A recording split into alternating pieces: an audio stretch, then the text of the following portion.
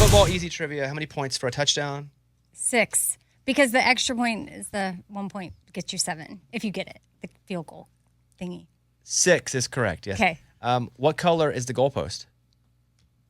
Oh, it's either yellow or white. So I'm going to go with yellow. Is this NFL or college? Well, yellow's correct. High school, like ours was white in high school, but I think generally it's yellow's correct. Yellow. And in the NFL, yes, yellow. And college. What's the shape of the football? Oval? No, it's prolate spheroid. Duh, stupid. Okay. I'm just kidding. I don't think she's stupid. Okay. So let's do one more. I don't know if you'll know this. Where is the Pro Football Hall of Fame located? No way. What state even? You don't have to get the town. Like, I don't know. Is it Indianapolis or something? No. Is it general area? Yes, but it's not. Indiana. Where is it in somewhere Ohio? It's in Ohio, yeah. Okay.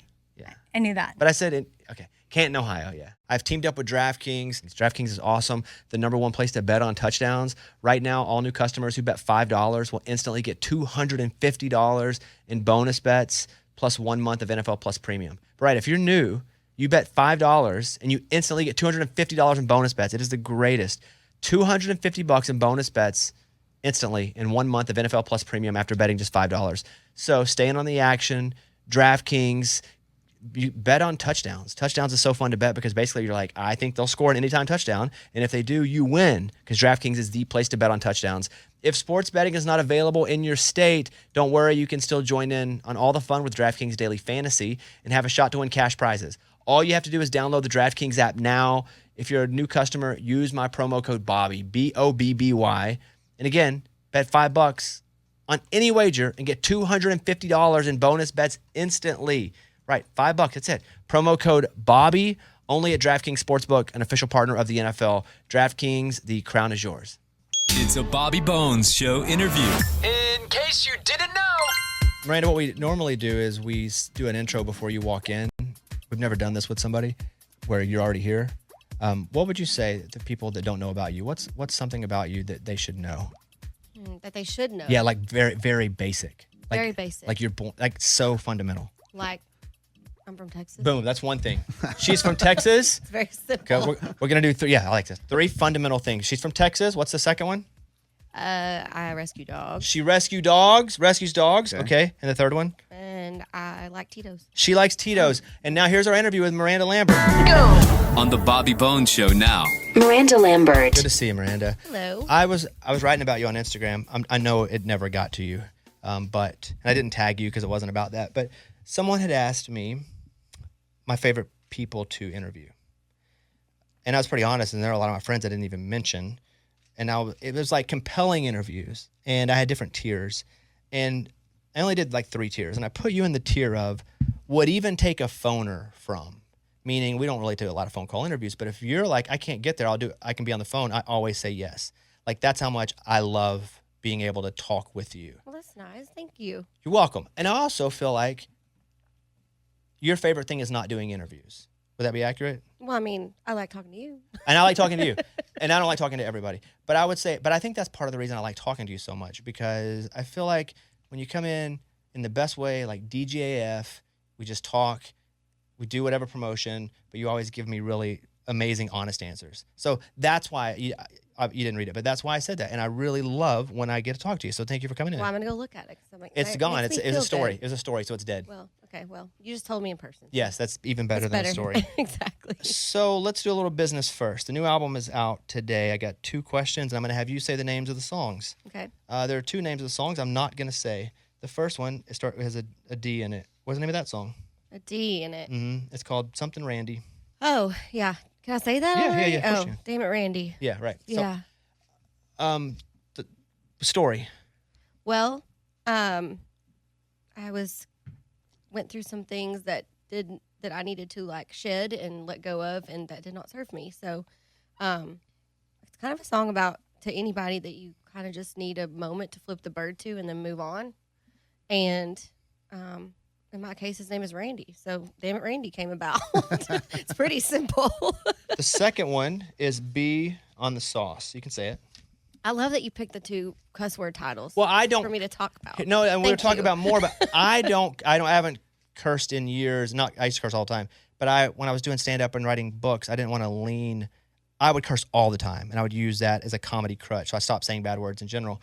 But I love bad words, so that's why I'm not saying it. But that's why you picked those. I 2 to love it talk- when people use bad words. Yeah. It's my favorite thing. So bad words also sound 8 years old. You do. Yeah. Bad words. Yes.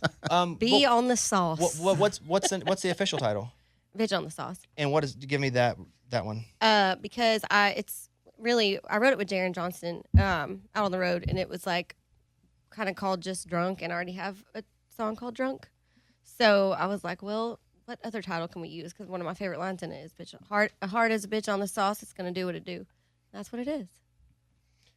He's pretty awesome too. He's great. Like in like 8 different ways. Yeah, I mean, Jaron does it all. He does the art, the business, the production, the musicianship. Like he kills it.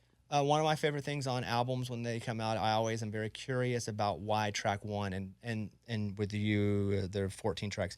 I always like first and last track because there's always got to be some discussion about what's first and what's last. There's always a discussion about what goes where in the flow, much like a set list, but I love first and last. Ray, can you give me some Armadillo track? The armadillo with a doobie. It's such a fun song, but why number 1? Like what's the idea? I just thought it set up the record in a really great way.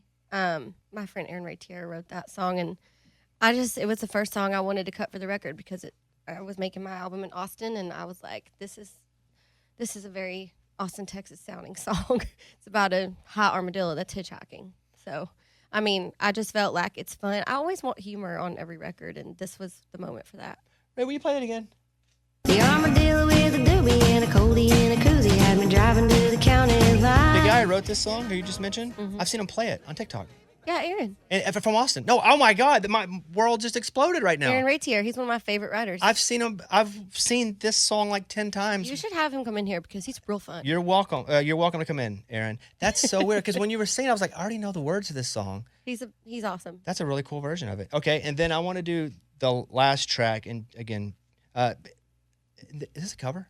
It's a cover. Okay, here is "Living on the Run." Okay, why put that last? I don't know. It felt like setting it up for whatever comes next. You know what I mean? A little bit. It's a David Allan Coe song from like the 70s.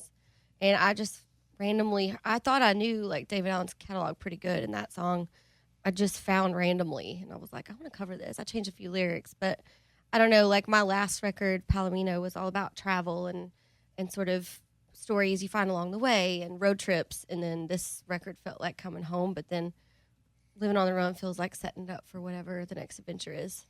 A lot of home with this record, a lot of feeling. Like you did it, record it in Texas, right? Yeah. All of My it? first time to record a record in Texas since I was 17, my little independent record. I just felt like I got a new label with Republic and Big Loud, and I felt like I just needed to go back to the root of where it all started, sound-wise and art-wise, and just from my heart. Like so, and I have a house in Austin, so I'm there a lot anyway, but it just felt like, let's go back to like what inspired me to start this whole journey in the first place, which was I started 20 years ago. So it was really great. Fun fact, all of us are from Austin. I'm from Arkansas, but we all met in Austin 20 years ago. Y'all did? Yeah. This is where our show I came didn't together. know that. Yeah, Went to so Austin Amy High. Austin High, Lunchbox, Anderson High School. Eddie I was really my did TV not know producer in that. Austin. That's where I started doing nights, and then met all these goobers as my Yeah, friends. They we weren't even worked on radio people. Congress. Yeah, I mean, that's like I made this record at Arlen, so Yeah. that's crazy. I didn't even realize that. We wrote a song about you 13 years ago called "She's Gonna Make It One Day" when we first started. Yeah. We don't have it. We don't have the file here. No, we don't. We lost but it. we lost that one. So I don't have to explain any of this record to y'all. You get it. No, yeah, for sure. Because we're all Austin is I like knew you were from Arkansas, but I didn't realize that y'all all came together in Austin. 13 years, right? What? Us? Me? What? In Austin. What? Is that how long you live there? Yeah. Oh. We did the show together. 13 Yeah. years in Austin. Something like Maybe, that. yeah. Maybe Let's make this about us. 13 years. Here's another question I have, Miranda. I like when people do a song, they write a song by themselves. Usually there's like one, if any, but usually if that happens, it's like one and it's like some sort of motivation, inspiration that comes and somebody just grabs the guitar and goes, I need to write this. Now this happened.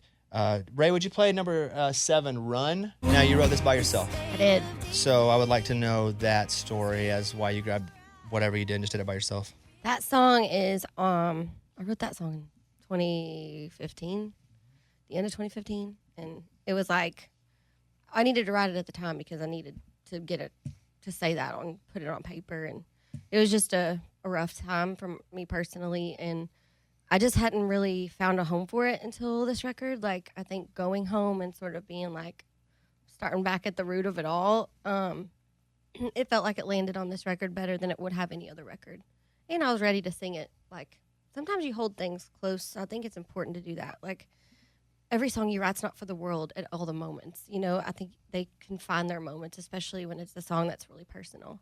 I think it's important to save it till it's time to put it out for the world, you know. Have you had any songs, and if the answer is yes, you do not have to elaborate on it, that you've put out and it was so personal that you never actually told the real story behind it? You kind of gave like a secondary story because you were like, I really don't want to tell the real story, but I want to get this out because it's for me.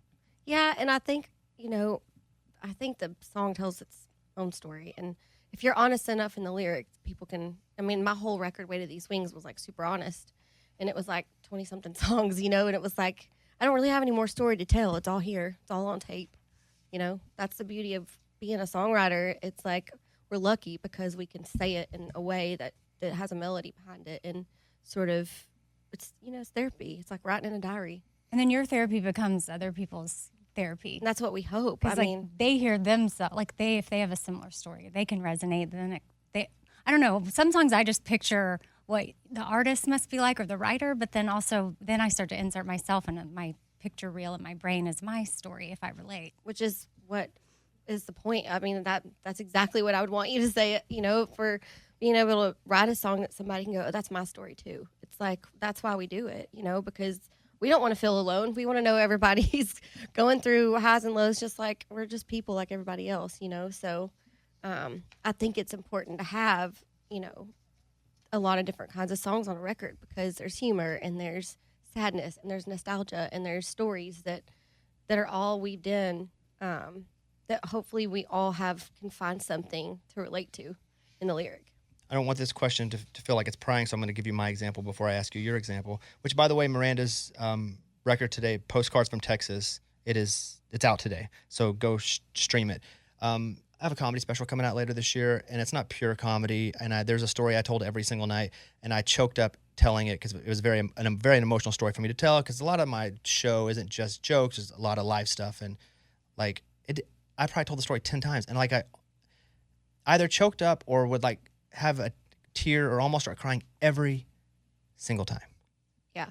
And I just thought I would numb to it, honestly. I thought after 4, I would just be like, oh, I've told it. It's just rinse and repeat to where I'm not going to be emotional. And it never and I was shocked that I couldn't become numb to the same.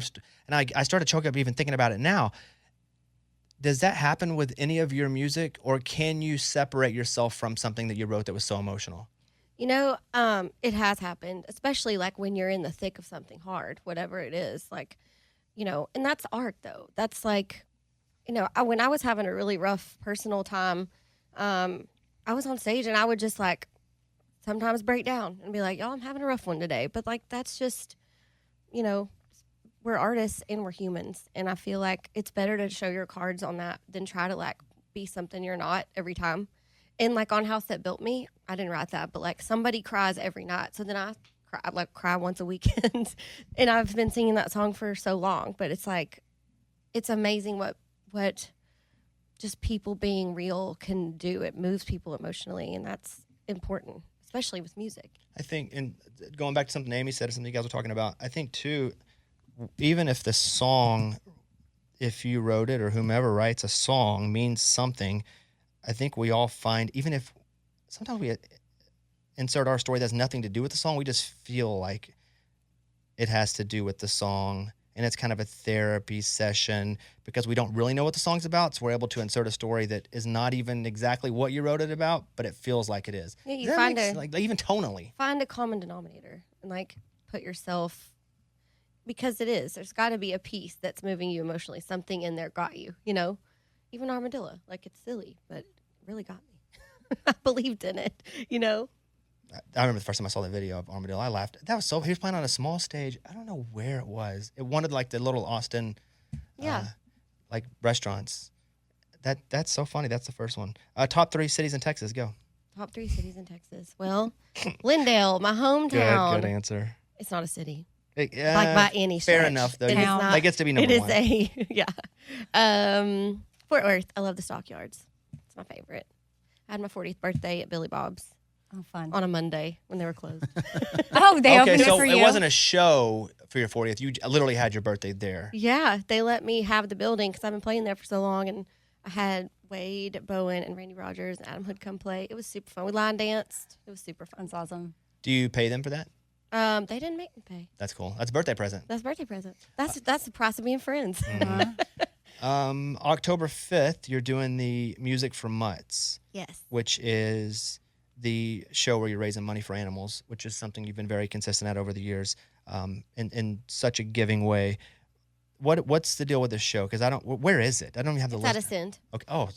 It's at Ascend, and I've got guest stars coming to do songs. And, I haven't done a real fundraiser, just straight out fundraiser show for Mutt Nation in a while because we were doing where we would, every ticket sold for Vegas, we were giving $1 to Mutt Nation. So I'm excited because it's my passion. We talk about it every time. And thank you for always talking about rescue Well, it's dogs. mine too, or I would just do something else.